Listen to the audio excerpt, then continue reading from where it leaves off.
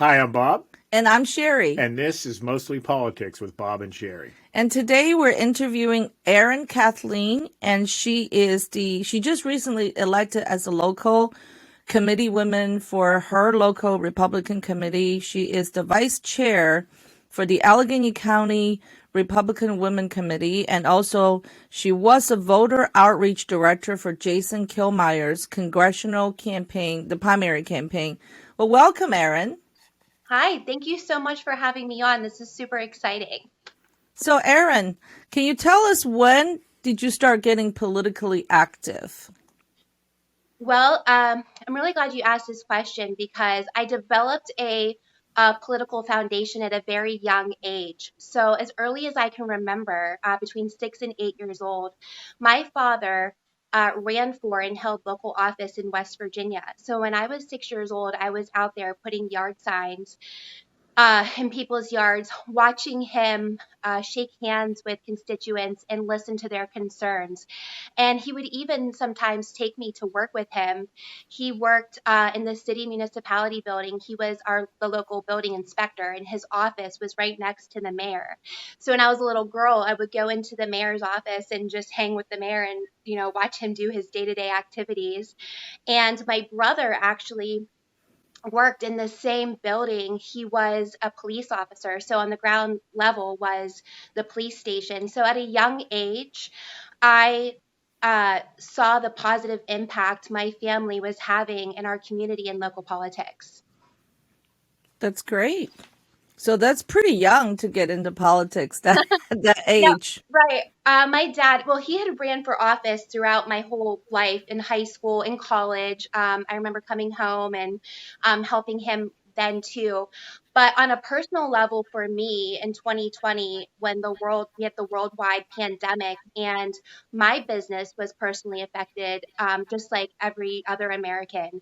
And I sat there, and for the first time in my life, I was on unemployment and I felt completely powerless. I felt like I was stripped away of my identity of being able to provide, um, you know, to pay my bills. And I was sitting there watching TV and just getting so angry about what I was watching unfold and watching what the media was doing. Lying. I would watch a live press briefing with President Trump and then 5 minutes later go on my social media and a media outlet would completely flop around everything that I watched live. And I'm like, this is insane. So I was following a local candidate at the time. He was running for state representative and he did live videos all the time. And I just hit message and I messaged him and said, what can I do? I'll do anything. I just want to help. And it took him like a day to get back to me. And I was checking it every 5 minutes because I just wanted to know what I could do. And he said, will you please come door knock for me? And I had had that experience, like I said, with my father. So I said, okay, I'll come. And then the rest is history. I love it. And I felt so empowered. Like I felt like I had my power back for the first time during that shutdown because I felt like I could go out to, knock on a door and then talk to people who were experiencing the very same thing that I was going through. And I had a candidate that could help them. And I felt really good about that interaction. Well, that's pretty profound. I think a lot of people felt that way. They Right. feel like their ability of working and just be who they are were stripped away during the pandemic. And I can personally identify with that. A lot Yes. of wine helped, but Right. There was only so much, and again, that was a whole other issue, right? We had to drive across the state line to get wine to, uh, and I'm from West Virginia originally, so the lines were even wrapped around the stores down in West Virginia. But again, another thing that Pennsylvanians had to go through with our governor, he just made it so difficult for us to get through that pandemic with all the mandates and all the regulations and all the rules. And it was unnecessary. yeah, I remember I drove to West Virginia to get pedicure and manicure for Mother's Day. That was so weird. I've never done that before, but just get out of the house. Yeah. So, Well, it was Can important to find our joy can you during that describe time. yeah. can you describe your role on Jason Killmeyer's primary campaign? What that experience was like, what you did for him? Absolutely. So I was the director of voter outreach. So my job specifically was organizing volunteers. So, and that is very near and dear to my heart because I love being a volunteer. So just making, calls to find the volunteers first. That's your biggest, task. And then organizing them and finding, things for them to do and places for them to door knock. Door knocking was super important to our campaign, reaching the voters, talking to them, and making sure that we had, it's such a big district, right? Congressional. So it was a very big challenge. And it was really exciting to be able to, strategize our plan for where we were going to focus on knocking doors. I mean, obviously we want to go to every single door, but there's only so many of us, and it was just such a vast district. So that was my biggest my job. Also, with the campaign manager, I was kind of like her assistant. So anything that she, again, because the district was so big, anything that she could not attend to, I would be in place of her to help facilitate and manage any meet and greets or anything with Jason, interviews, etc. So after you get involved with this campaign, would you get involved again with another campaign in general? Oh, absolutely. I love it. Now I've actually been on both sides, so primary and general election. I think you learn lessons along the way and what works, what doesn't work. You get a little better. You fine tune your craft each time. So I also think too, like finding creative things for volunteers to do because we could say, hey, we need you to go knock on 200 doors today, but what can we do to kind of like motivate and inspire people to do that? So what we did was we stood at a gas station, which ended up first being a voter registration, and then we used it to sign wave for Jason, and it really got the volunteers excited. They loved standing there and honking and waving at all the cars. And then when we would go to a neighborhood that was 3 to 5 miles away, we would knock on the door and people would say, oh my gosh, we saw you standing at the gas station. And we looked up who that candidate was and we know about him now. And can you tell us more?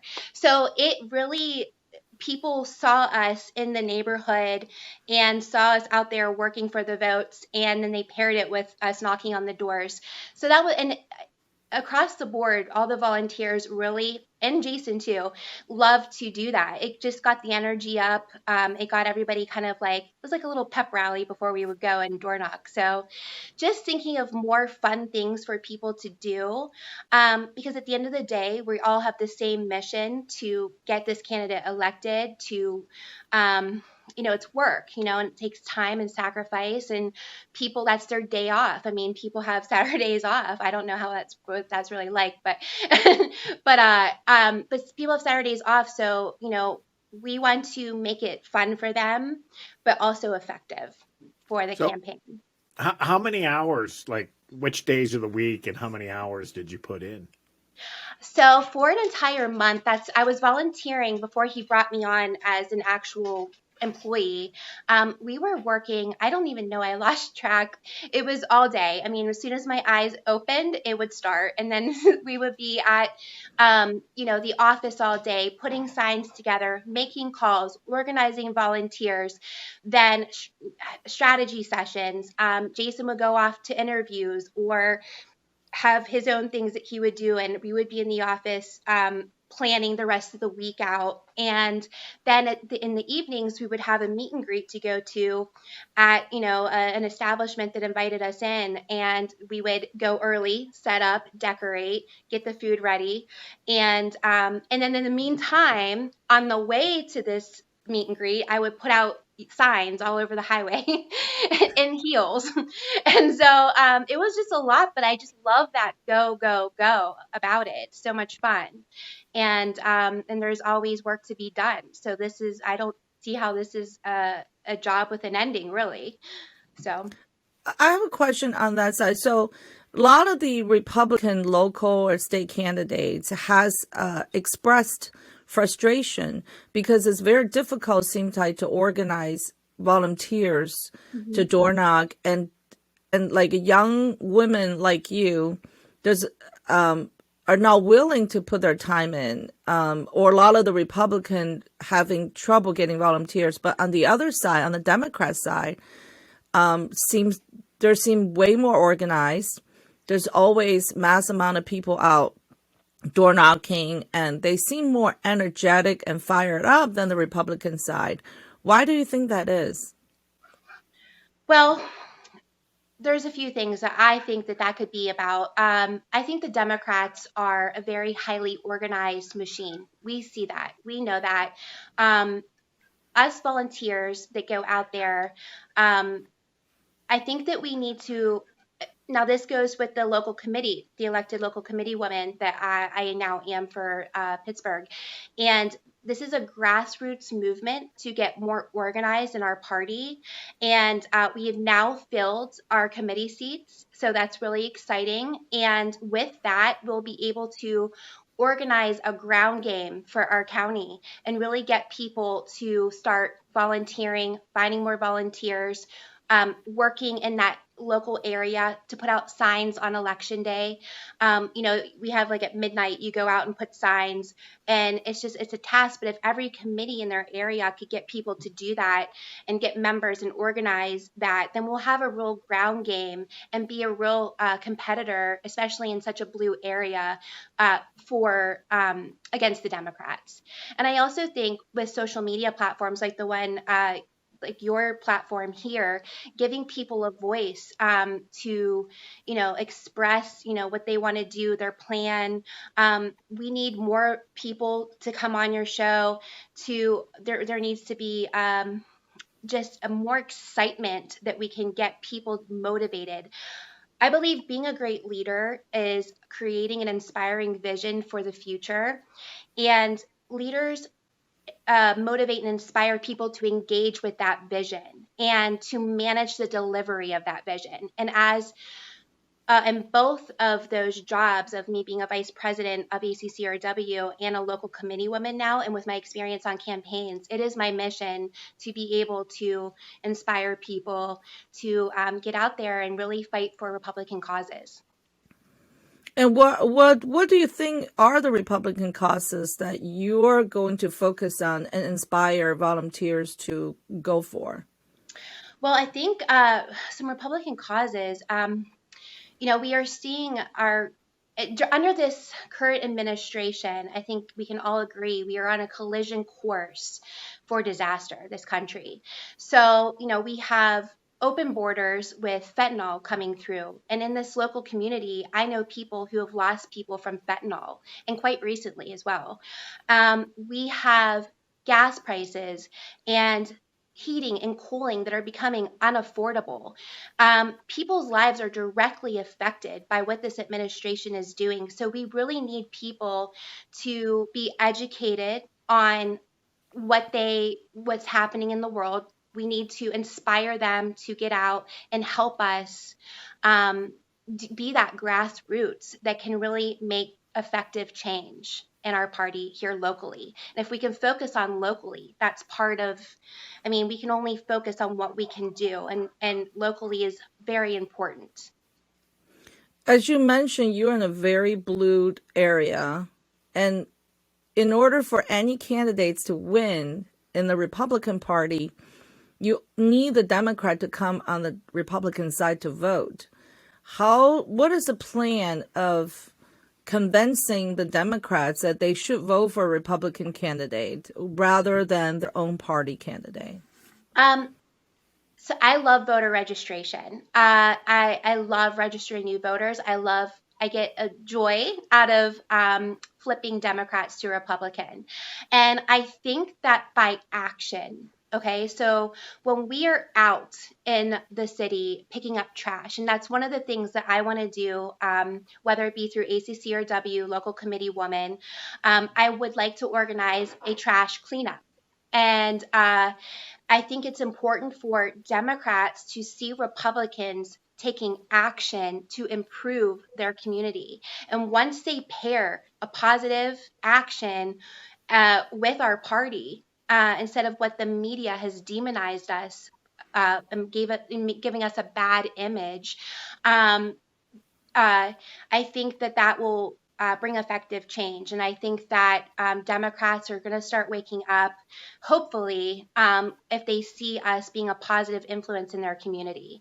And I think that their lives are also affected by these poor policy decisions of this administration. So pair that all together, and we should be easily able to flip Democrats and independents this summer going into fall for the general election to have a red wave. Okay. Yeah.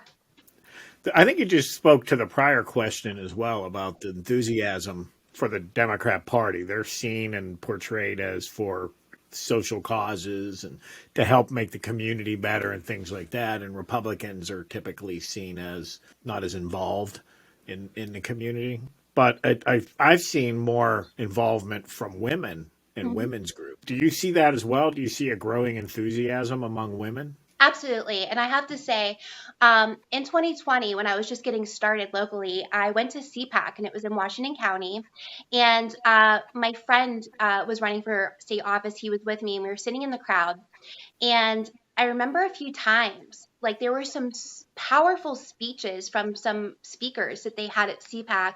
And we both looked at each other at one point, and he's like, the women are really the most powerful speakers up on the stage at this convention. And that really stuck with me because a few of them just gave me goosebumps. They had standing ovation applauses. And we have everything to truly lose. They're coming straight for our gender, and the women's sports and everything that we have fought so hard for. And women too with the school boards. I mean, men and women, but you know, women want to protect their children and they want them to just get an education and go to school to learn and leave the parenting up to the parents. So I think that yes, women are coming out in full force and I'm all for it. Now, you're involved in a group of Republican women, Allegheny County Republic. Can you talk about that a little bit? Yeah, ACCRW, Allegheny County Council of Republican Women. We are chartered by the National Federation of Republican Women. We are a group of leaders, and thank you, Sherry, because you are a member of our committee, and I thank you for being a great leader and empowering and being inspiring. But again, like I said before, it's creating an inspiring vision for the future, motivating and inspiring people to engage with that vision, and managing the delivery of the vision. And every single woman in our committee is a leader. And we are there to guide beginners who come and say, I've never been to anything political before. And, part of my heart is like, oh my gosh, they're just like me 2 years ago.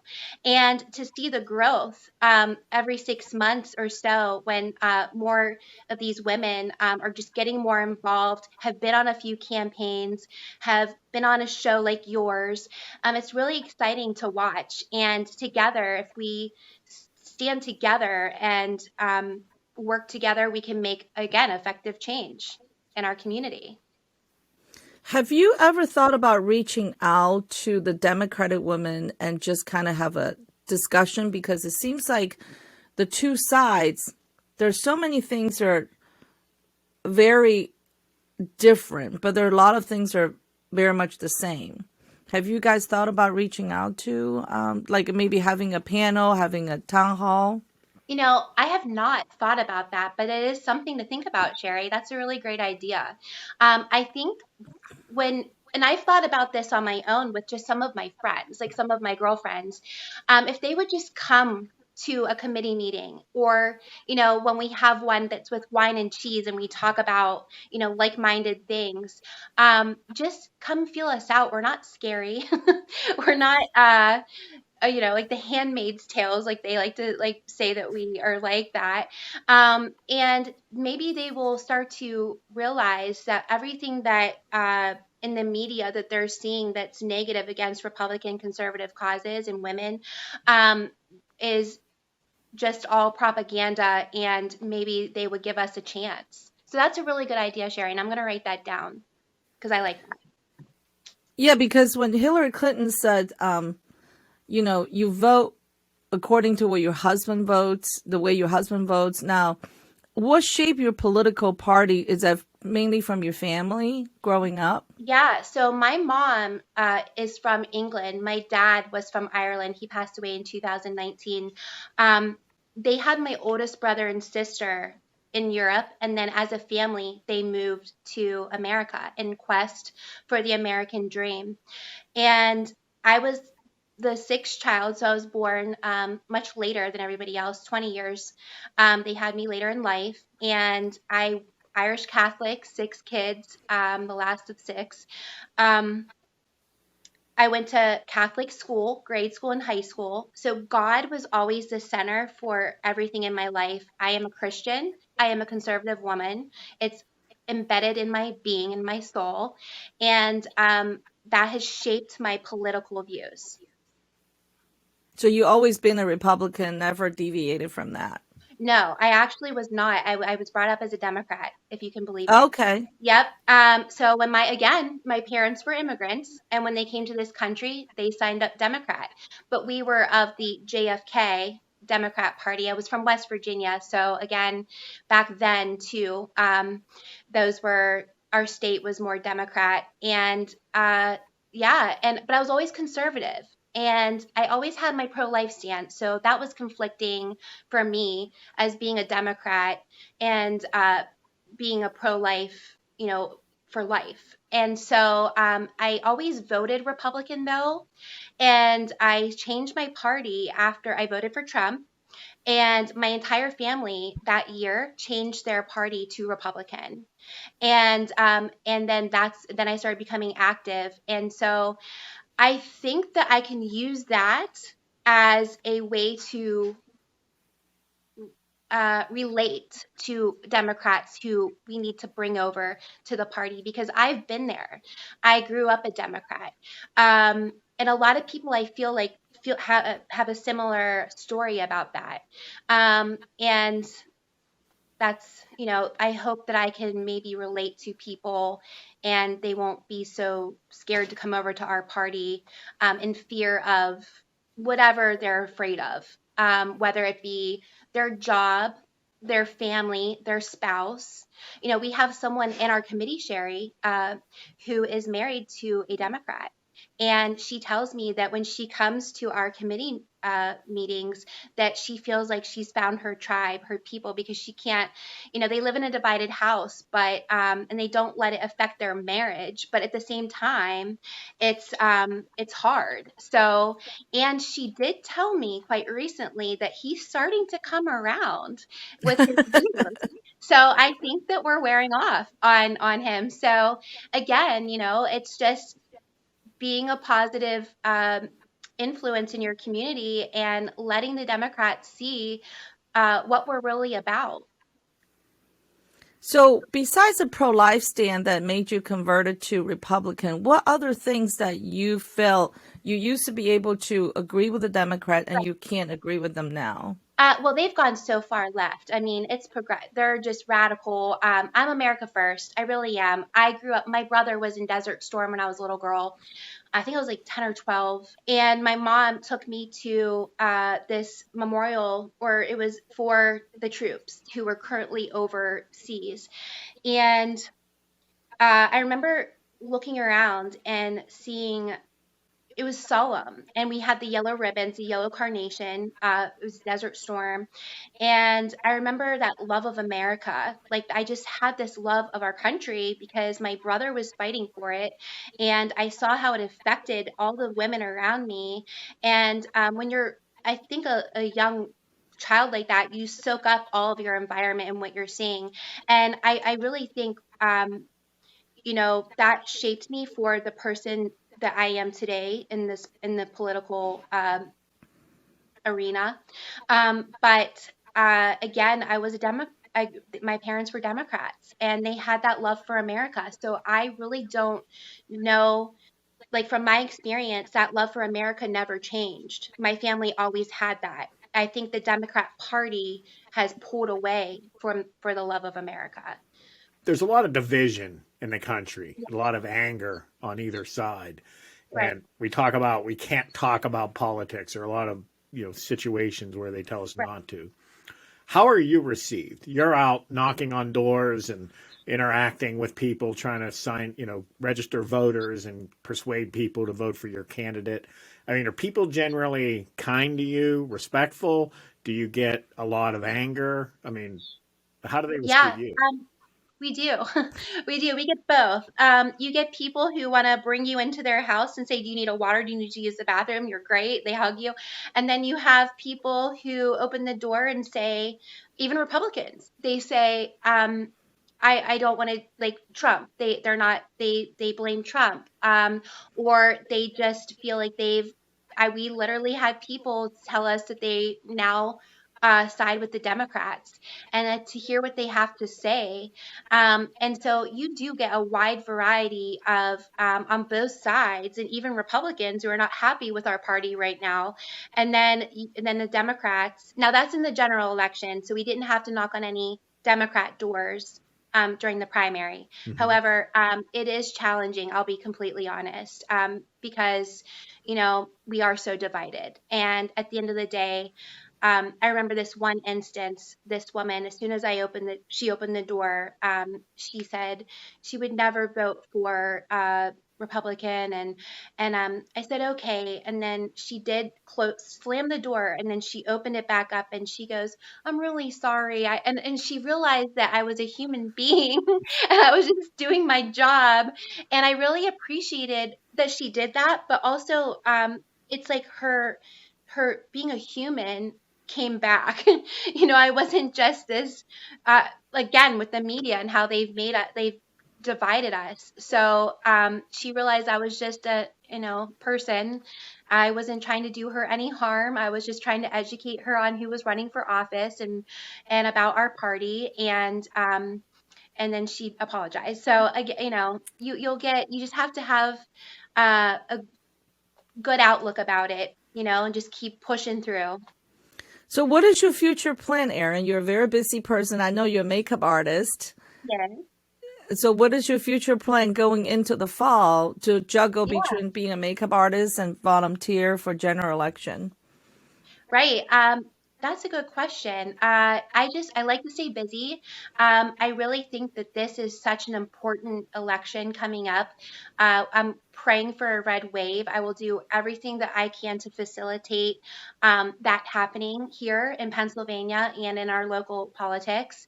And just again, organizing events for people to come to that are positive in our community, like the trash cleanup I'd like to do, voter registrations, educating voters, and just motivating, inspiring people to take that first step.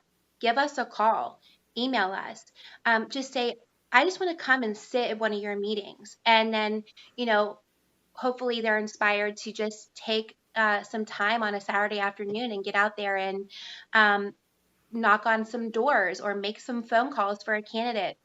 It really does go a long way, and it really will help us secure that red wave that we will get in the fall.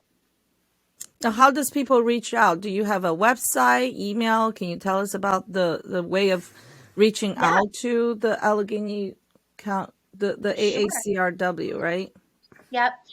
So ACCRwomen.com. ACCRW. And then we have our social media. You could just go on our Facebook page, Allegheny County Council of Republican Women. You could message me directly at Erin.mua01@gmail.com. And again, you could even just call the local RCAC and ask, to be put on a volunteer list. And as local committee women and men, we will be able to organize more volunteers that way as well for our local Republican Party. And I just want to say one more thing. Congratulations on being fully filled in the city of Pittsburgh area for the Yes, Republic. Is this the first time? I believe so. I'm not sure, but I think in a very long time, if at all. Yes. So the committee's fully filled. You say that, so every precinct is represented now on the committee. I believe so, but Okay. I'm not, I need to actually like really find that out to be for sure. But I'm Mhm. pretty sure we filled every seat, but I might be wrong. Okay. However, we have grown regardless significantly, and with that, we'll be able to serve our community.